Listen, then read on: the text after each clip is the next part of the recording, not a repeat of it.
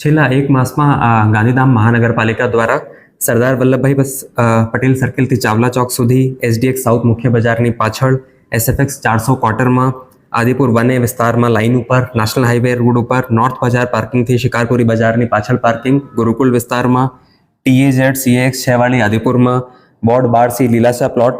Golden સોસાયટીમાં આમ total 668 દબાણ ગાંધીધામ મહાનગરપાલિકા દ્વારા છેલ્લા એક માસમાં દૂર કરવામાં આવ્યા છે. દિવાળી પછી પણ આ કામગીરી સમયાંતરે ગાંધીધામ મહાનગરપાલિકા દ્વારા ચાલુ રાખવામાં આવશે. ગાંધીધામ મહાનગરપાલિકા તરફથી જે લોકો દ્વારા સામેથી દબાણ દૂર કરવામાં આવ્યા છે, જેના લીધે ગાંધીધામ મહાનગરપાલિકાની મશીનરીનું મેનપાવરનું ની બચત થઈ શકી અને એ ખર્ચો અમે બચાવી શક્યા, એ બદલ જે લોકોએ સામેથી દબાણ દૂર કર્યું છે એમનો આભાર પણ માનું છું અને બાકી લોકોને પણ એ જાણ કરવા માંગુ છું કે દબાણકર્તાઓ દ્વારા સામેથી આ દબાણ દૂર કરવામાં આવે, જેથી મહાનગરપાલિકાની મશીનરીનું અને સમયની બચત થઈ શકે. સર, અન્ય મતલબ આદિપુર અને ગાંધીધામ વિસ્તારમાં અંદાજિત કેટલી નોટિસ આપવામાં આવી છે? જેમ મેં કીધું, દિવાળી પછી તમામ વિસ્તારોમાં ગાંધીધામમાં આદિપુરમાં તમામ જગ્યાએ દબાણ માટે